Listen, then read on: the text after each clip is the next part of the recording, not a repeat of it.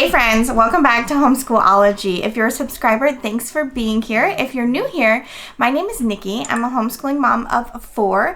I've got an 8th grader, a 4th grader, a kindergartner, and a pre-K. We've been homeschooling here for 9 years because we've been homeschooling since my oldest was in kindergarten. None of my kids ever went to any kind of school, no preschools, no nothing. So, today I'm going to be talking to you guys about homeschooling when times are hard, or homeschooling through the hard times. And this video is a collaboration with two homeschool moms. So that is Ashley from Gathering Grounded and Niki from Blessed Homeschool Mess. They have combined forces and they have a new podcast out called Two Homeschool Moms. And if you aren't watching, you are missing out. I have enjoyed so much. You can watch it on YouTube or you can hear it anywhere on any of the podcast platforms. And so I have been watching on YouTube and watching them, and it's just really fun to just kind of sit and listen to two moms having a conversation. It just feels like you're having a conversation with some other homeschool moms who get it, who understand, who know what you're going through. So if you have not checked out their podcast, I will be linking it down below. I'll try to link as many locations as I can. And then I'd like to thank them for asking me to join them today. And let's get into the homeschooling through the hard times.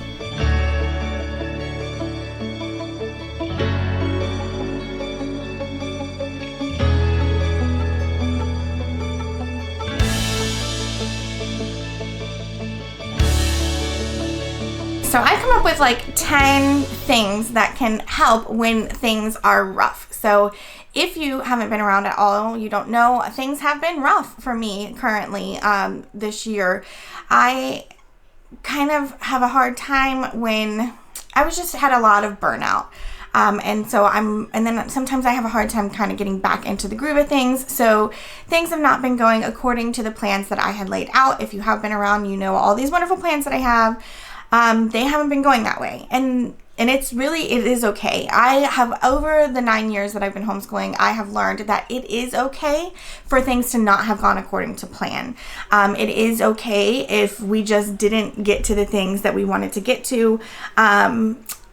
It is okay. So I wanted to start this video by saying, like, it is okay if you're going through hard times right now and you just can't get it together and to do homeschool. Okay, it's not going to be the end of the world. Your kids are going to get there. You have to remember, well, you know what? I'm going to stop running my mouth because I have that as one of my points. So I am going to start with my list and 10 things that help you homeschool through the hard times. After I lower my camera, because I think I'm sitting in a different chair than I normally am and I'm a little lower. So give me just 1 second. Okay, that's better. I'm not down at the bottom of the screen anymore. So let's get started. Number 1 is to have a general roadmap. So what do I mean by this? I mean, sit down at the beginning of the year, make a plan. Even though I'm telling you, you don't have to stick to it, you need to make one. You need to have a general guideline of where you want to go. And in that general guideline, you need to have, like, these are the most important things, and these are the things that I hope to get to. Okay, these are the things that we're definitely going to do, and these are the things that are extra. For us, language arts and math are absolutely have-to-dos. History and science are pretty far up there. Like, you know, that's my next category. And then everything else is just gravy. It's just things that we can add on. So if we're having a hard time and if we can only get to the bare minimum, I know I'm hitting that English, math, and history. We're doing history and science combined this year, so that's, you know, one category for us. But that, you know, so that's my priority. That's my general roadmap. I know I want to get these things down. Now, if we have time to make exits and visit this over here, you know, the music over here and the art over here and all the other things that we want to do, then, you know, we have the exits that we can take a little bit and then get back on our, you know, main highway of our main things. So that is number 1, having a plan basically, but having a general roadmap for where you're going. That will help you when you're just not wanting to do things. You'll at least know, you know, what you need to do the bare minimum. Number 2, make things easy to follow for you. So you will see all of these wonderful things that people do and all of these wonderful ways of laying out things and all these wonderful big projects and all of these things, but know that if it doesn't work for you, it doesn't work for you, okay? For me, I got to keep things super simple. Like, I love doing all of those things and I think they're wonderful, and if I have time, I will, and if I have the motivation, I will, but for me, I know that that is an unrealistic goal that I would be setting for myself, and then I would be disappointing myself all of the time. So just make things simple for yourself. I do post planning so that I don't have to be sitting down. I do sit down at the beginning. I always say I do it on Sunday. Honestly, guys, I'm doing this. We come and sit down at the table first thing on Tuesday for us because we have co-op on Mondays. So first thing on Tuesday, I'm sitting down with the kids. I give them their math so that I have some time to write out what we're doing for the week, okay? Like, I'm making this as simple as possible for myself. And then I do post planning, so I just have to write down what we did. I'm not trying to do all of this pre-planning. I'm not trying to have all these beautiful, wonderful things laid out. You know, sometimes I have to have a little more prep work. If we have some kind of a science experiment, I gotta make sure we have the materials and all of that kind of stuff. But we don't ever do those on Tuesday because I'm usually planning on Tuesday and then we'll do that later in the week. So that's kind of keeping it as simple as possible means that you're going to get to it more often. If it's not such a big task, you'll get to it. You'll have more energy to get to it. Okay. Then number 3 is open and go curriculum. Okay, guys, I love me some open and go curriculum. Although I want flexibility, so I don't want it to be too stringent. I love open and go because that means I'm not having to go through and spend extra time working through getting all of these things prepared or what I'm going to do or learn it first so that I can teach it to them. If it's open and go, I can learn along with them if it's something that I don't know. And it's easy. It's easy. If you get where I'm going here, all of these mean make it easier for yourself. So I love open and go curriculum. It just will make your life better. So yes, sometimes that can make it more expensive because they've done more work for you, and you're paying for that. But if you can afford it, guys, it is the way to go. Number 4, I've kind of hit on this a little bit with my roadmap one, is just the basics. So if you guys really are you just can't for whatever reason, whatever it may be, things are just too difficult. You have too much going on. Your emotional state is not where you need it to be. If you just can't, then just stick to the basics. Read to your kids. Have them read to you. Do a couple of math lessons. Stick to the basics. It doesn't have to be all of this. You have so much more time with them to spend on their education than they would even have in public school, that they're not going to get behind if you guys take a few weeks off and you're just reading and doing a few math things. Just do the basics. If you can't do anything else, just do the basics. I will speak from experience here. Try to make sure that they're doing at least a little something every day, because once they get out of the habit of doing school every day, it's really hard to get them back into the habit of doing school every day. So try to make sure they're doing at least, like maybe a couple of worksheets a day or just something when it is your normal school time, that they're doing something if you can. And if you can't, it's okay. But if you can, just stick to the basics. If that's all you can manage, that's all you can manage, and that is okay. Okay, number 5, one of my personal faves is some game schooling. So normally when we're having a hard day or having a hard time, and just not feeling motivated, and I'll just say, you know what, we're not doing regular school today, let's just play some games. It's gonna raise our mood most of the time, as long as there's no arguments, but it's gonna raise our mood. We're gonna be spending quality time together. It's, they're still learning. I have lots of videos about how game school is still very much learning, and it just will kind of sometimes turn things around a little bit for us, or at least for that day, we're not, we've done something that we're we've done something together. And so I really enjoy game schooling. And again, it can be really pretty much any games, you know. We typically play something super easy so that the little kids can come along, and then we'll play something a little bit more complicated with just me and my 2 big girls. So game schooling is one, and guys, that totally counts. You can write that down in your what we did, you know, in I use so in the state of Florida, we have to show like a log of what we did. It has a fancy name and I can never remember the name, but we have to show a log of the things that we did. And I'm more than happy to write down game schooling and what games we played in that box. Okay, number 6 for this list is field trips.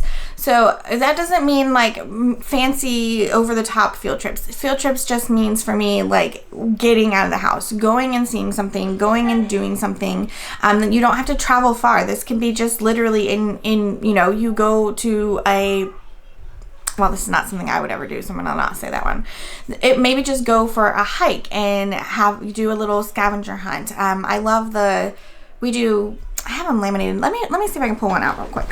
Okay, so this is laminated, so it might be like a little blurry, but I'll try to show you the best or a little bright. This isn't the one that I wanted. Okay, but this is one, and I'll tell you about the other one. But I just found this online, printed it, laminated it so that they can take a wet erase marker and they can check all these things off.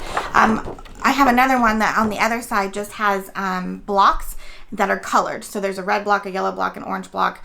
And they have to find something in nature that color, and then sometimes I'll have them like pick it up and put it on here, but we're trying not to disturb too many things, so sometimes we just check them off. But we're having a bad day, we just need to get out of the house, the day is nice outside, I'll just grab these out.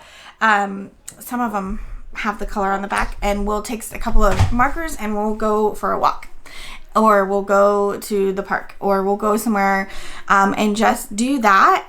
They're still obviously learning about the world around them. We have lots of conversations about, ooh, what is this bug? And, oh, you know, why is this leaf like this? Or, you know, so they're still doing lots of learning, but it was nothing that I had to do. I already had these printed and ready to go. And it just, we schooled that day because we had all these conversations, and it wasn't anything that was super hard. And getting out of the house can obviously help improve your mood. So that is another thing that I really like to do. But field trips could also include like going to a museum or going to, you know, anything like that. Just field trips, getting yourself in a different environment, helping you guys to move past whatever is really hard for you guys right now. Okay, number 7, I put rabbit trails or child-led learning. So this is, if you don't know what child-led learning is, it's where you have the child choose what they want to learn about, and then you have them either, you know, do a report on it, or make a diagram, or what is it called when they're in the diorama? Or you know, some kind of project based on something they want to learn about. So just like little things like that where your kid can kind of do it on their own if they're old enough. It will just, you know, there's no planning involved in that there at all, you know, and you can make it as involved or not involved as you want it to be. Maybe they want to know about Norway and you just simply go to the library and read a book about Norway. You know what I mean? Like, so, that way the child is interested in what you're doing, so you're probably going to have less fight back. And you know, when there's not a lot of stress put on it for both you and for them. Or rabbit holes, meaning like, you know, basically the same thing. You dive deep into a topic, you know, just one topic, and that's all you're focused on, and you just dive deep into learning about that. So, okay, number 8, and this one is for those people that really they just can't do school. It's okay, guys. But you know what? Your house is going to need to be cleaned, and your food is going to need to be cooked, and you are going to have to go to the grocery store or order groceries or however you do it. And I'm sure you're going to be sticking to some kind of budget. Have your kids help you with all of that. And that is still homeschool, guys. Life skills is still homeschool. So just take a break, and do some life skills. There have been several phases in my life where we just did a lot of life skill learning. And it's important for them to know. And when they are cooking with you, they are learning math skills. And when they are doing the laundry, they are learning how to take care of themselves and be self-sufficient. And these are all things that if you really just can't get to school, then don't. And just have them help you around the house because you probably need the help. Number 9, you simply don't have to. If you can't do school, don't do it. It's okay. You can make it up later. If you're not year-round home, this is why we are year-round homeschoolers, because I have weeks where I'm just like, I cannot do school this week. And we'll just add that on to that, we'll just shift everything a week further down. And that's why I homeschool year round, because the expectation is that we could always do school. Whether I have the capability of doing it or not, it's always a possibility. And it just allows us freedom to take breaks when we need them. And so if you really can't, it's okay. Take that break.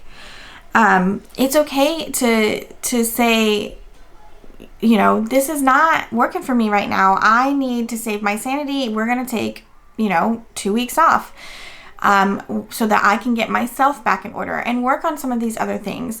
It's okay.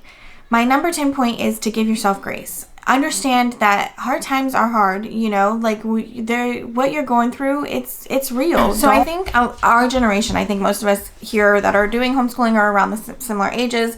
We kind of feel like if we're not doing something all the time, we're not doing enough. And so you kind of just have to give yourself grace that having your children alive, fed, healthy, and cared for and loved is all you really need to do. If your house is a mess, so what? As long as it's a healthy environment for them to be in, who cares if there's laundry piled up? As long as they're fed and they're healthy, what else do you need? What else do you really need to do? So it's okay if you're not. They will learn. Children want to learn. It's in them. It's innate. So give yourself grace, because if your kids want to know something, they're going to figure it out, or they're going to come ask you and you can help them figure it out. So just give yourself grace in the moments that are hard, and just forgive yourself. So while I try to help you with things that you can do when you're having a hard time to keep going and stay motivated, I did want you to know that if you really truly can't, if you really, if life is just too hard right now and you need to focus on having healthy children, then that's where you focus. Worry about their education at a later date. So I hope that you found any of this helpful or, reassuring or anything. If you have any tips, I would love to hear them down in the comments, because I do go through cycles myself. I've been here. Everything that I'm sharing with you is a place that I've been, and things that I need to tell myself sometimes. I would love to hear if you had anything more to share with us down in the comments below. While you're down there, I would love it if you would subscribe to this channel, ring that notification bell, and give this video a thumbs up. Thank you again to Ashley and Nikki from Two Homeschool Moms for hosting this collaboration and asking me to join. I hope that you guys will come back and chat with me again really soon. I hope that you'll go over there and to Two Homeschool Moms and tell them that I sent you. And I think that's all I'm going to share with you guys today. So come back and chat with me again soon. Talk to you guys later. Bye.